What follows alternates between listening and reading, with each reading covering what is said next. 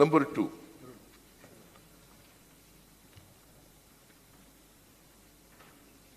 ನಮಗೆ 14th finance commission ನಲ್ಲಿ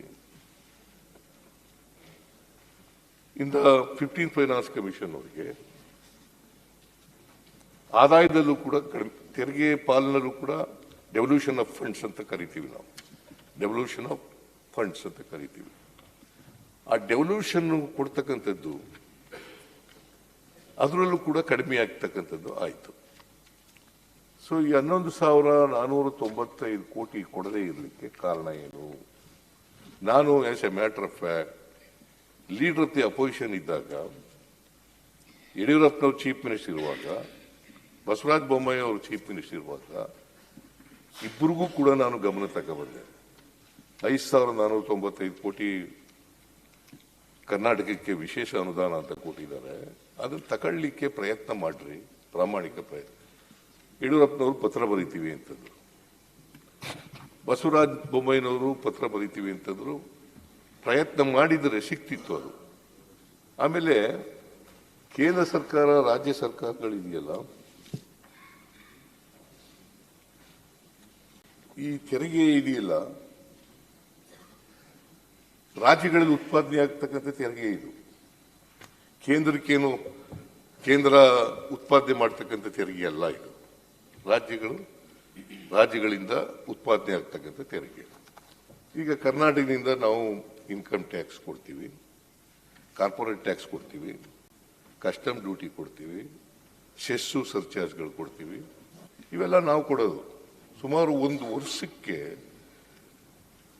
4,30,030,000ಕ್ಕೂ ಹೆಚ್ಚು ಕೋಟಿ ರೂಪಾಯಿಗಳನ್ನ ಈ ವರ್ಷ 23-24ರಲ್ಲಿ 2023-24ರಲ್ಲಿ 4,30,030,000 ಕೋಟಿ ರೂಪಾಯಿಗೂ ಹೆಚ್ಚು ತೆರಿಗೆ ಶೇಖರಣೆ ಆಗ್ತಾ ಇದೆ. ಅಂದಾಜು ಮಾಡಿರೋದು ಶೇಖರಣೆ ಆಗ್ತಾ ಇದೆ. ನಮಗೆ ಬರ್ತಾ ಇರ್ತಕ್ಕಂಥದ್ದು ಎಷ್ಟಪ್ಪ ಅಂತಂದ್ರೆ, ತೆರಿಗೆ ಪಾಲಿನಲ್ಲಿ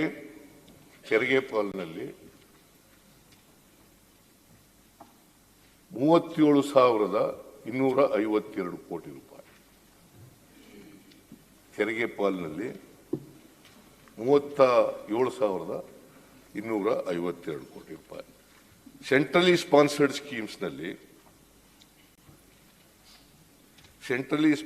ಸ್ಕೀಮ್ನಲ್ಲಿ ನಮಗೆ ಬರ್ತಕ್ಕಂಥದ್ದು ಒಟ್ಟು ಗ್ರಾಂಟ್ಸ್ ಕೇಂದ್ರದಿಂದ ಬರ್ತಕ್ಕಂಥದ್ದು 13,005 ಕೋಟಿ ರೂಪಾಯಿ. 13,000 ಇವೆರಡೂ ಸೇರಿಸಿದ್ರೆ 50,257 ಕೋಟಿ ಮಾತ್ರ ನಮಗೆ ಬರ್ತದೆ. ನಾವು ಕೊಡೋದು 4,30,000ಕ್ಕೂ ಹೆಚ್ಚು ಕೋಟಿ ಕೇಂದ್ರಕ್ಕೆ ಕೊಡ್ತಕ್ಕಂಥದ್ದು, ಕಲೆಕ್ಟ್ ಆಗೋದು ಕೇಂದ್ರದಿಂದ. ರಾಜ್ಯಕ್ಕೆ ಬರ್ತಕ್ಕಂಥದ್ದು 50,257 ಕೋಟಿ. ದಟ್ ಮೀನ್ಸ್ ಟು ಸೇ 100 ರೂಪಾಯಿ ನಾವು ತೆರಿಗೆ ಕಲೆಕ್ಟ್ ಮಾಡಿಕೊಟ್ರೆ ನಮಗೆ ವಾಪಸ್ ಬರೋದು 12ರಿಂದ 13 ರೂಪಾಯಿ. 100 ರೂಪಾಯಿ ತೆರಿಗೆ ಕಲೆಕ್ಟ್ ಮಾಡಿಕೊಟ್ರೆ ನಾವು ವಾಪಸ್ ಬರೋದು 12ರಿಂದ 13 ರೂಪಾಯಿ. ಸೊ ಇದರಿಂದ ಏನಾಗ್ತದೆ, ಸರ್ಕಾರದ ಅಭಿವೃದ್ಧಿ, ಕರ್ನಾಟಕದ ಅಭಿವೃದ್ಧಿ ಮಾಡಲಿಕ್ಕೆ ಸಾಧ್ಯ ಆಗಲ್ಲ. ಇದು ಯಾವುದೇ ರಾಜಕೀಯ ಮಾಡತಕ್ಕಂಥದ್ದಲ್ಲ. ಇದು ಕೇಂದ್ರ ಸರ್ಕಾರದ ವಿರುದ್ಧ ನಾವು ರಾಜಕೀಯ ಮಾಡ್ತಾ ಇದ್ದೀವಿ ಅಂತ ಅಲ್ಲ. ಅದಕ್ಕೆ ನಾವು ಪ್ರತಿಭಟನೆಯನ್ನು ಕೂಡ ಮಾಡಬಹುದು. ಈಗ 16ನೇ ಹಣಕಾಸಿನ ಆಯೋಗ ರಚನೆಯಾಗಿದೆ. ಅವ್ರ ಯಾರ ಹೆಸರಿನಲ್ಲಿ?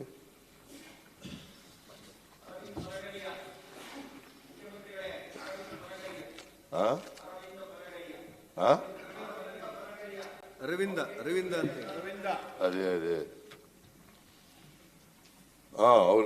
ಅವರ ಅಧ್ಯಕ್ಷತೆಯಲ್ಲಿ ಈಗ ರಚನೆ ಆಗಿದೆ. ಸದಸ್ಯರುಗಳು ಕೂಡ ಆಗಿದ್ದಾರೆ. ನಮಗೂ ಕೂಡ ಟರ್ಮ್ಸ್ ಆಫ್ ಪ್ರಿಫರೆನ್ಸ್ ಬಗ್ಗೆ ನಿಮ್ಮ ಅಭಿಪ್ರಾಯಗಳು ಹೇಳಿ ಅಂತ ಪತ್ರ ಬರೆದಿದ್ದಾರೆ. ಇನ್ನೂ ಬಂದಿಲ್ಲ ಅವರು. 16ನೇ ಆಯೋಗ ಕರ್ನಾಟಕಕ್ಕೆ ಬಂದಿಲ್ಲ. ಅವ್ರು ಬಂದಾಗ ಹೇಳ್ತೀವಿ. ಆಮೇಲೆ ಇನ್ನೊಂದು ಏನು ಹೇಳಿದ್ರು, ನಮಗೆ ಕೇಂದ್ರ ಸರ್ಕಾರ ಬಜೆಟ್ನಲ್ಲಿ 5,300 ಕೋಟಿ ರೂಪಾಯಿ ಅಪ್ಪರ್ ಭದ್ರಕ್ಕೆ ಕೊಡ್ತೀವಿ ಅಂತ ಹೇಳಿದ್ರು. ಕೇಂದ್ರ ಸರ್ಕಾರದ ಬಜೆಟ್ ಅಂದ್ರೆ ಈ ವರ್ಷನೇ 23-24 ಈ ಆರ್ಥಿಕ ವರ್ಷದಲ್ಲ, ಇನ್ನು ಮುಗ್ದಿಲ್ವಲ್ಲ, ಮಾರ್ಚ್ ಎಂಡ್ವರೆಗೂ ಇರ್ತದಲ್ಲ. ಸೊ ಅದು 5,300 ಕೋಟಿ ಅಪ್ಪರ್ ಭದ್ರಕ್ಕೆ ಕೊಡ್ತೀವಿ ಅಂತ ಹೇಳಿದ್ರು. ಬಸವರಾಜ ಬೊಮ್ಮಾಯಿ ಅವರು ಮುಖ್ಯಮಂತ್ರಿಗಳು, ಅಂದಿನ ಮುಖ್ಯಮಂತ್ರಿಗಳು, ಅವರು ಬಜೆಟ್ ಮಂಡಿಸುವಾಗ ಫೆಬ್ರವರಿ ತಿಂಗಳಲ್ಲಿ 5,300 ಕೋಟಿ ರೂಪಾಯಿ ಬರುತ್ತದೆ ಕೇಂದ್ರದಿಂದ, ಮತ್ತೆ ಅಪ್ಪರ್ ಭದ್ರಾನ ರಾಷ್ಟ್ರೀಯ ಯೋಜನೆಯಾಗಿ ಡಿಕ್ಲೇರ್ ಮಾಡಲಿಕ್ಕೆ ಒಪ್ಕೊಂಡಿದ್ದಾರೆ ಅಂತ ಅವ್ರ ಬಜೆಟ್ನಲ್ಲಿ ಹೇಳಿದ್ದಾರೆ. ಇವತ್ತಿನವರಿಗೆ 5,300 ಕೋಟಿ ರೂಪಾಯಿಗಳಲ್ಲಿ 1 ರೂಪಾಯಿನೂ ಬಂದಿಲ್ಲ. 1 ರೂಪಾಯಿನೂ ಬಂದಿಲ್ಲ. ನಾವು ಕೇಳ್ತಿದ್ವಿ. ನಾನು ಹೋಗಿ ನಿರ್ಮಲಾ ಸೀತಾರಾಮನ್ ಅವ್ರಿಗೂ ಕೂಡ ಭೇಟಿ ಮಾಡಿದ್ದೆ. ಆಮೇಲೆ ಜಲಸಂಪನ್ಮೂಲ ಸಚಿವರನ್ನು ಕೂಡ ನಾನು, DK ಶಿವಕುಮಾರ್ ಅವರು ಇಬ್ಬರು ಭೇಟಿ ಮಾಡಿದ್ದು. ಈ 5,300 ರೂಪಾಯಿ ಕೊಡ್ರಿ ಅಂತ ಹೇಳಿದ್ರು. ಮತ್ತೆ 11,945 ಕೋಟಿ ರೂಪಾಯಿ ಕೊಡಿ. ನಾ ಇನ್ನೂ ಉತ್ತರನೇ ಮುಗಿಸಿಲ್ಲ, ಹಿಂಗ್ ಬೆರಳು ತೋರಿಸಿದ್ರೆ ಹೆಂಗ್ರಿ? ಏನ್ ಕ್ವಶನ್ ಅವರ್ ಇದು? ಕ್ವಶನ್ ಕೇಳಿದ್ರು ಅವರು.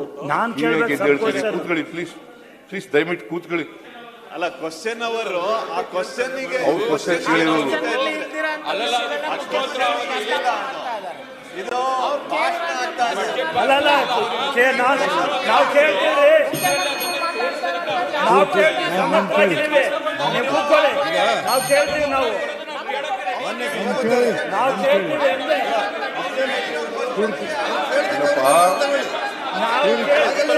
ಅಂದ್ರೆ ಪ್ರಶ್ನೆ ಕೇಳಿದ್ರು ಅವರು.